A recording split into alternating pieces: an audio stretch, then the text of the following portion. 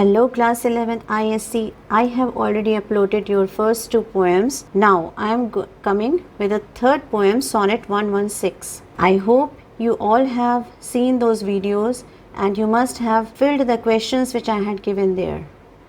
That will make your understanding more appropriate according to the poems. Similarly, here also I will attach the questions at the end of my video, so definitely go through them and try to solve on your own. If you have any more questions or any type of problems, ask me in the comment section. I will definitely answer you. And don't forget to like and subscribe my channel. Also, share this with your friends. आप सभी सोच रहे होंगे कि मैंने इस thumbnail में शाहरुख खान की पिक्चर क्यों लगाई है। एक्चुअली इस पिक्चर को लगाने का मेरा मोटिव है कि मैं आपको रिलेट कर सकूं। ये पिक्चर थी शाहरुख खान की मोहब्बतें और इस पिक्चर का, इस मूवी का थीम एग्जैक्टली सोनेट 116 से रिलेटेड है, बिकॉज इसमें शाहरुख खान के ट्रू लव दिखाया गया है। उसकी बिलवेड उसके साथ अलग हो जाती है, वो उसकी डेथ हो जाती है। उसके बाद भी even after her death he never left her, उसे कभी नहीं छोड़ता और हमेशा उससे प्यार करता रहता है। और यही एक्चुअली में सोनेट 116 में शेक्सपियर का भी मोटिव है कि वो इसमें ट्रू लव के बारे में उसने कहा है कि कैसे आप पहचान सकते हो what are the things when a person in true love he never let their beloveds go away. कोई भी सिचुएशन हो, कैसी भी लाइफ हो, उससे कोई फ़र्क नहीं पड़ता है, पर वो लव हमेशा एज इट इज़ रहता है। Now this is the sonnet written by Shakespeare. I will give you a slight historical background before starting the sonnet. This will definitely help you to understand the poem much appropriately. You can understand the mind of the poet, then you will be able to answer all the questions, because this poem is metaphorically written. Many answers you will not get directly, but there are metaphorical meanings. For that you have to understand the background of this poem. Now first 126 sonnets are devoted to W.H. right? So this poem is written, his first 126 sonnets were written and devoted to this person, this young man. He composed total 154 sonnets, and first 126 sonnets, which are called Fair Youth sonnets, these are devoted to this young man W.H. and last 28 sonnets were devoted to a dark lady. Now Shakespeare was married to Anne Hathaway, and when he was 18 she was very much older than Shakespeare. She was 26 at that time, and his marriage life was not very smooth, very tough times in his marriage. Now if you will when you will listen this sonnet, when you will read this sonnet, you will come to know that he talks about the true love. What he talks about in the first line, it is, let me not to the marriage of true minds. So he wants to say that marriage is not the thing which can bind love, okay? And if the two people are in true love, so there cannot be any hurdles. Why the people want to make hurdles in their pathway? And in this poem he will talk about what are the qualities of the true love. It should not it should not go with the passage of time. It should be eternal, it should be immortal, it will never die.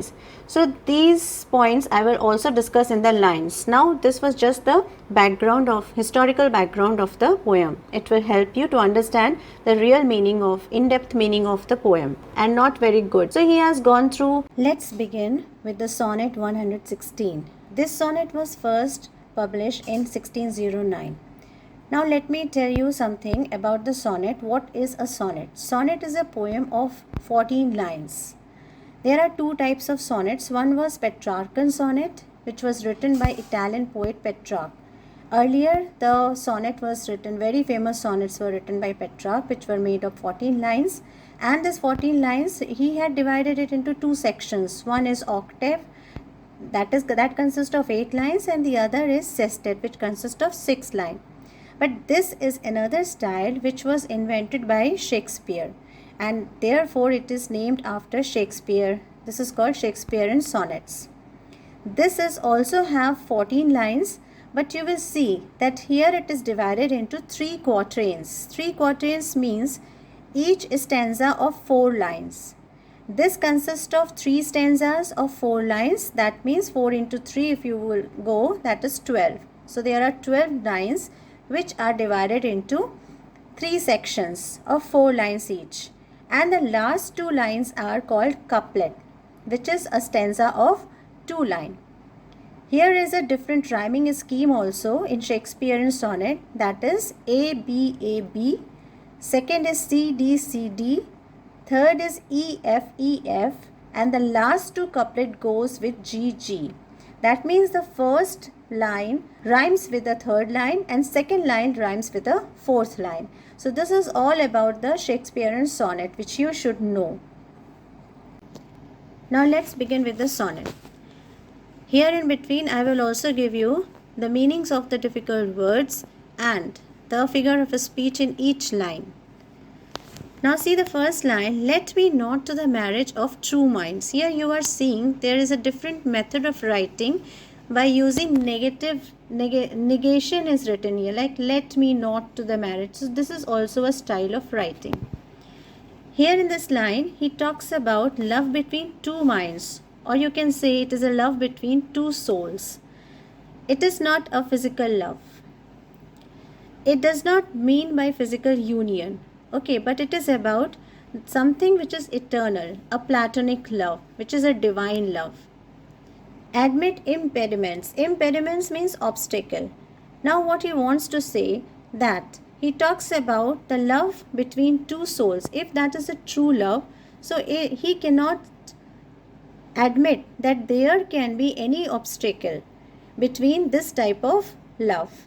No obstacle can change their eternal love for their partner if it is a true love, if it is a soul love. Okay. Now see, the figure of speech here is used in the first line, let me not to the marriage. So M is repeating here. This is, as you know, alliteration. And in the second, just the meaning is, let me not to the marriage of true minds admit impediments. Here you will see a comma. So this line continues till comma. If you see the meaning, don't go to the line by line meaning. There is a comma, so stay there. Then you will be able to understand the meaning completely. So let me not to the marriage of true minds admit impediments. So Shakespeare simply says that he cannot imagine that the person who are in true love, they have any type of obstacles comes in their path of love, they can change their mind. So there cannot be any change in their eternal love, even though many obstacles can come in their path. Now begin from after the comma. Love is not love which alters when it alteration finds. Here again a comma you are seeing. So just read from love is not love which alters when it alteration finds. What does it mean? He says that if one has a true love, he cannot find any alteration. Now here you are seeing the word is repeating, alters with alteration. So this is a method of writing poet which gives emphasis to your thoughts. Here the poet says if one has a true love, he cannot find any alteration for that no one in the world can replace your love. Okay, now here the figure of a speech, you will see personification. In the next line, love is not love which alters when it alteration find. One is personification and the other figure of a speech also here is polyptoton. Polyptoton. What is polyptoton? That is the repetition of the same word which involves a different meaning. Here you see alters when it alteration. So alters and alteration. Remover and remove. These are the examples of polyptoton. In polyptoton, you will see that the words are derived from the same root. So alters with alteration, remover with remove. The root word is same. Now coming to the next line, or bends with the remover to remove. So your love will not change if your partner is not with you. His physical appearance is not with you. Maybe he dies or he is not present with you, he is not in front of you, then also your love cannot change. It cannot removed. So in these lines, the Shakespeare describes what are the qualities of a true love. It doesn't affect with the partner's presence, physical presence. It does not affect with any type of obstacles which comes in the path of the true lovers. It will always remain same as it is. There will be no change. Now see the next 4 quatrains. Oh no, it is an ever fixed mark that looks on tempest and is never shaken. So he talks about the true love here. Oh no, it refers to the true love. It is an ever fixed mark. He compares true love with an ever fixed mark because it is constant. As he says that love, if the true love is there, it cannot be changed in any circumstances. So that looks on tempest and is never shaken. Looks on tempest, tempest is a violent storm.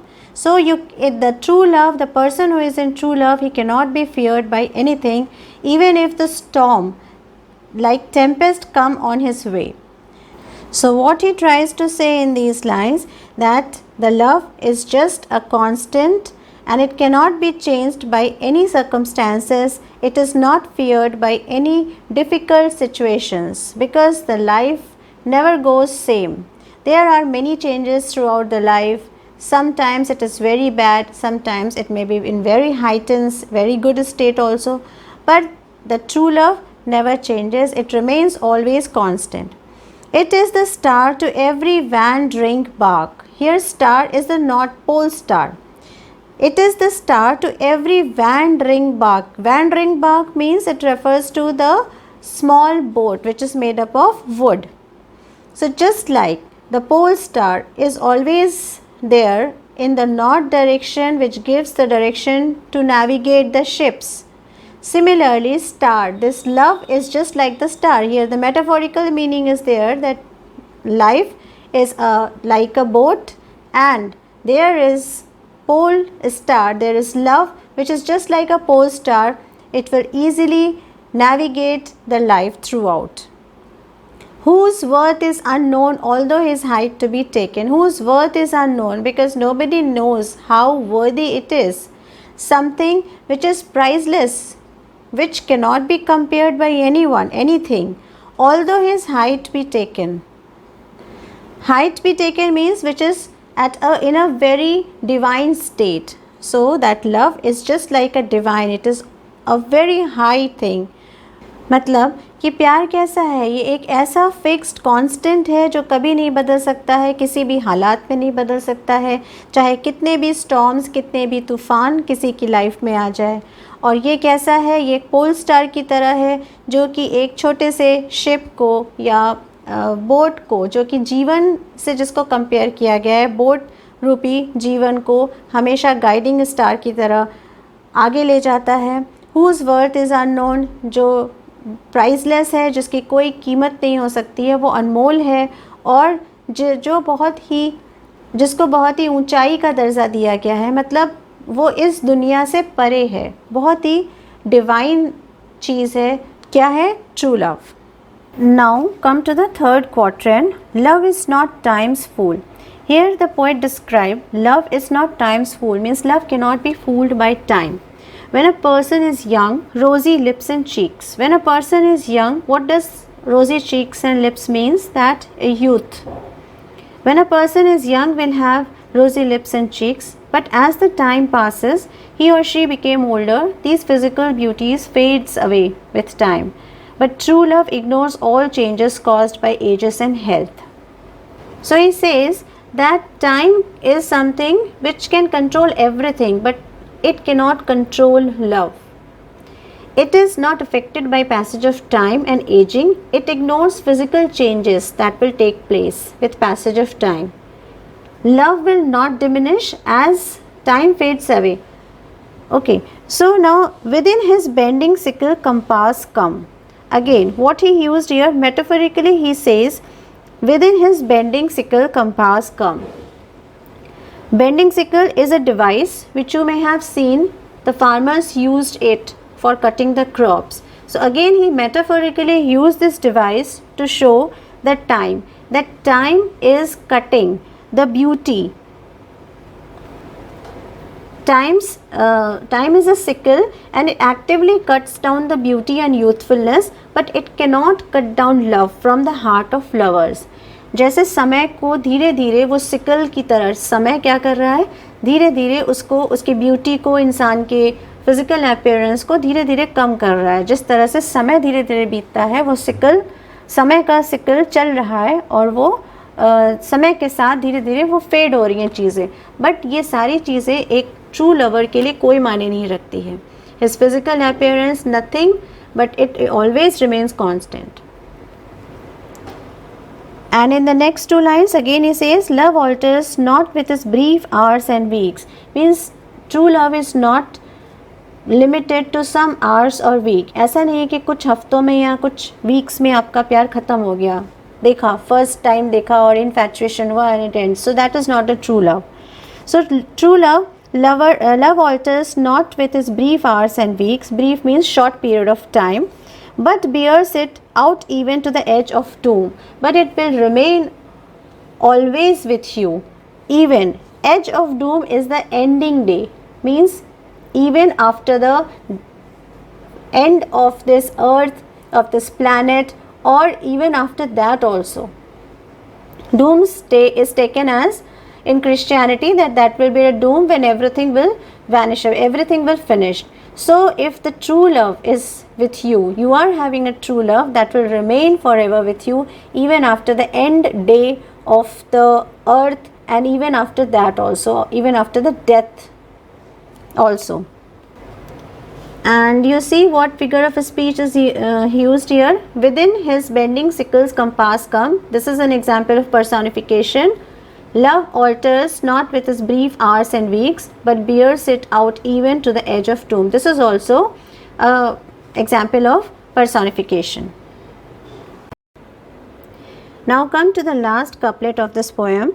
If this be error, and upon me proved, I never writ nor no man ever loved. Again, in the beginning of the poem, I have told you that Shakespeare has used many negative things here, negative words, that never nor no man ever loved, to give emphasize. It is also a art of writing poetry to emphasize by saying the negative things. Okay, so he, in this lines, the poet says that he reflects his own views about the love. So he says that he insists that his ideas about the love cannot be changed, and if this be error, if there is something wrong, whatever I have said, if anything, anyone can prove it, upon me proved, means if anyone in the world can prove me wrong, whatever I have said about the true love, then I will admit, I am taking it as a challenge, I never writ nor no man ever loved. What he has taken as a challenge,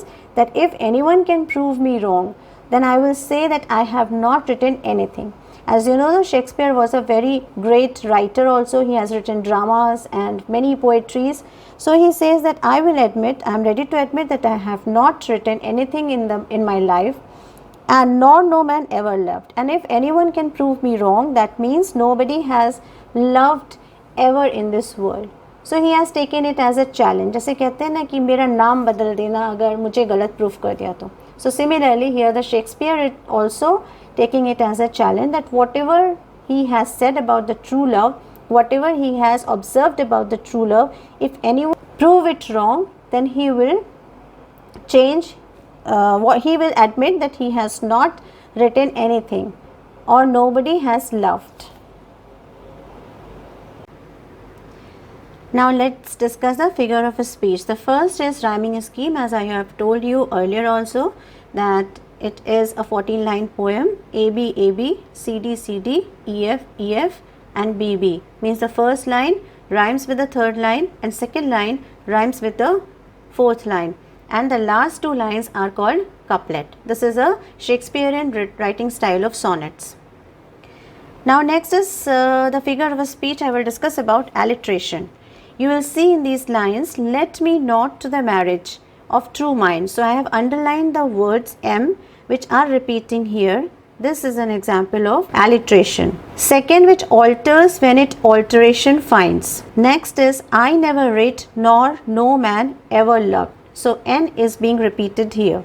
The next figure of a speech is metaphor. Here in this poem, mostly the whole poem is written in a metaphorical way. Means there are hidden meanings. Every line has some metaphorical meaning. Clearly, the lines, it is an ever fixed mark and it is the star to every wandering bark. These are the examples of metaphor. Every wandering bark, here the life is being metaphorically stated, just like a ships, small boats, and North Pole, and this in the line, it is an ever fixed mark. You will see a metaphorical meaning also here. Now let's come with the personification. So you know, personification is a speech in which human qualities are attributed to inanimate objects and abstract ideas. The examples are here. Love is not true, which alters when it alteration finds. Next is it is an ever fixed mark. Again, it can be taken as personification also. Time's fool. Love is not time's fool. This is also a line of personification. Within his bending sickles compass come. And the next line is love alters not with his brief hours and weeks, but bears it out even to the edge of doom. These are the examples of personification. Now here you will see a different figure of a speech, that is polyptotone. Polyptotone is a figure of a speech which involves the repetition of words derived from the same root. Means there the root word are same and the two words are coming in the line. You will see the line which alters when it alteration finds. Here alter and alteration. The root word is alter and the alteration is the next word which is made by this. The second is or bends with the remover to remove. Again it is the root word is remove and by this remover is made by this word. So he has used polyptotone for maybe for two reasons, that it describes true love. First, to describe the true love, the essentials of true loves, and he also describes what happens when true love fails, how it loses its integrity and identity. So to show this, he has used polyptotone. I hope each and every line of this poem is clear to you now. Now come to the theme section. Let's discuss about the theme. The first theme is constant love. As you've gone through the poem, you have seen that he discussed about the love which is constant. The true love is always constant. So true love doesn't change with passage of time. Instead, it continues with same intensity forever. And he claims in the beginning that if love bends in response to obstacles, it is not true love. Even the storms even the wildest storms like tornadoes or tempest, they has no power to divert its path. Okay, the path of true love. He compares it with the pole star then, which always shows direction to come out the lover from their hurdles of life. They are the guiding principles of their life. Next theme is love is eternal. Now he talks about the eternal power of love. It is never ending. It is beyond the boundaries of time, because time has a limitation. Everything that survives in this earth fades away with time and with the passage of time. As he said that the rosy cheeks and lips, means the beauty of the person goes away with the passage of time, but true love is immortal. It does not bound with the boundaries of the time. It is present tomorrow, it is present today, and it will be there tomorrow also. Till the end of the earth, means till the doomsday, it will not fades away. If it is true love, then it will remain there forever and ever and ever. It will be everlasting. So with this, I have also completed your sonnet 116. Now at the end of the video, the questions are there for you. I have given you plenty of MCQ questions. The answer of those questions you will get in the next video. Till then, try to give your own answers and you have the reasoning based questions also with answers. In this video, I have given you the short questions also, but not given the complete answer. But in place of that, I have written the keywords and I have given you the hint which you can use to give your answers. In this way, you can practice to write your own answers and you will get very good marks. Okay, don't forget to use those keywords which I have given in the answers. Alright, so bye for now.